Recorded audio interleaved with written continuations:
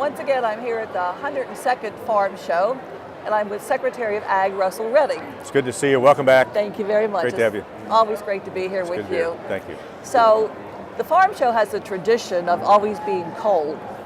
It's interesting. This year started out frigid, and now the last 2 days I've come here without a coat.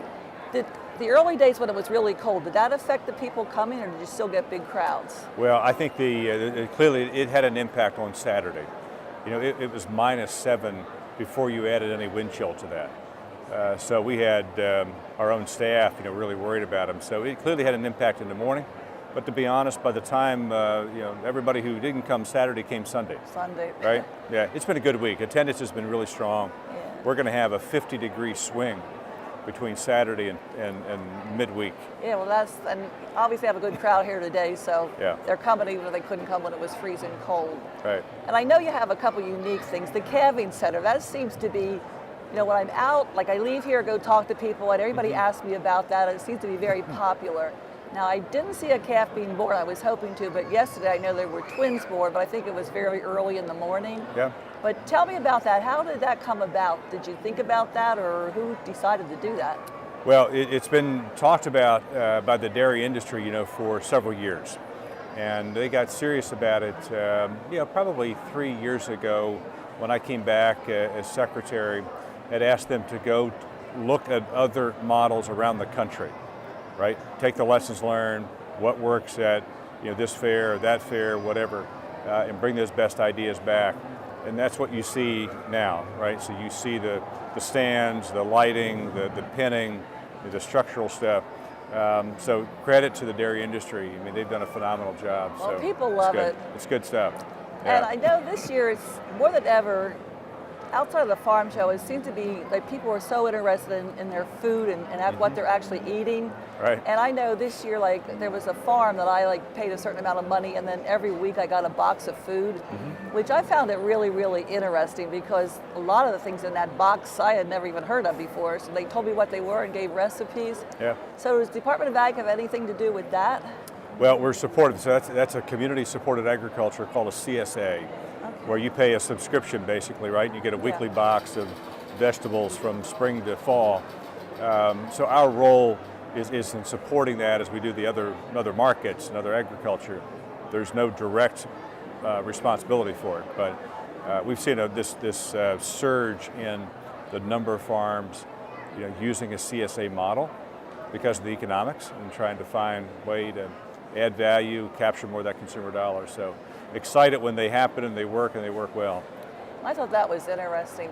Does the Department of Ag, do you ever go into school districts and schools and teach the kids anything about agriculture? We do, and it's a couple of different forms. One, we have a farm-to-school program that is operated through our department, through the department in the Bureau of Markets. And that's where we go in and connect farmers in the community with the school and the school food service directors. And there's some teaching in between there. We have 150 certified ag science programs in Pennsylvania. So we work with them through the Department of Education. They're all the FFA chapters you see here and around the state. Then, of course, our support of county fairs, and I think the farm show is part of that educational piece as well.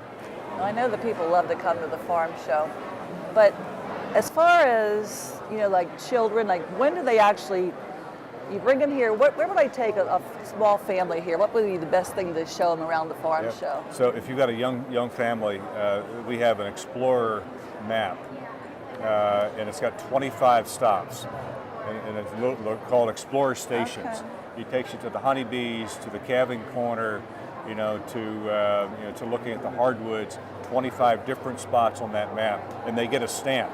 It's like a passport. And you get done with that, and you get some free ice cream. Wow. Right? Yeah. So I bet all the kids want to do it. It's a game want to do it. They We've get got them their all reward. over the place, but it helps get them around the complex, but also to see things. And then each one of those stations have a teaching point. Okay. So, yeah. And now talking about families, I know that we want to keep families into farming. Tell me about Pennsylvania's Farmland Preservation Program. Yeah. Proud of it, 25 years of the program now in Pennsylvania, lead the nation in number of acres and farms preserved. We should all be very proud of that. Started with a ballot question when the question was asked to the public, should we preserve this land, and if we do, should we take on the debt of preserving that, right? And 25 years on, to have the best program in the nation is a real testament to public policy. But we've seen it, we've got a great farms, every family, when they do it, I say, it's amazing to say that I'm going to commit this farm forever to what it is today in terms of the land. I think that's a great story. Now that is, and I know wineries. I always wanted a winery in my district, and I have a really nice winery now, Armstrong Valley. I'm so proud of it. But there's a lot of wineries popping up in Pennsylvania, I believe. Mm-hmm. Are they becoming really prevalent in the whole state? I'll put the wine, the hard ciders, and the craft brews all in one category. That whole category is growing like mad, right? People love that stuff. And they love it for both the product, but also attracts tourism. You know, they're adding these to enterprises on farms like the winery industry has done for many years. But you have the changes to the liquor sales and the modernization piece that's completely opened that market up in new ways. That's good for agriculture. And the PA Preferred, I believe now the brewers are trying to get PA Preferred on their label. Do they have to qualify, obviously, for that? There's a strict standard, for the content of that brew. But if they meet those, it's Pennsylvania Preferred Breweries. And that's a category that's growing in Pennsylvania. The whole brew market we're 7th in the nation, 200 plus of those breweries around Pennsylvania already. So pretty exciting. And this whole farm show, you usually have a theme. Do we have a theme this year? We do. So it's strength in our diversity. Okay. Right? And feel like that is, it came about out of the really discussions we were having about Pennsylvania generally, and the diversity, because you've got the Amish and the Mennonite and the Germans and the Irish and so forth, but you've got all this great history here. That all was put together to become the theme of strength in our diversity. All corners of the state, every county represented. So if you want to see Pennsylvania, come to the farm show, right? It's all here, in some form. So that's the real genesis of our theme. And all of that's molded into this butter sculpture that also has that theme. That's what I was going to say, because people have seen the butter sculpture on TV most likely. Yeah. Now, people that are listening to us and say they can't get here this year, they haven't been here. Is this farm show, it's always the same time every year? So if we want to put it on our calendar for next year, is it the first week or in January? How does that work? Well, it's not always the same time, but what I've said to folks is you won't get in and out of the second week of January of any year without touching farm show. Okay. Okay?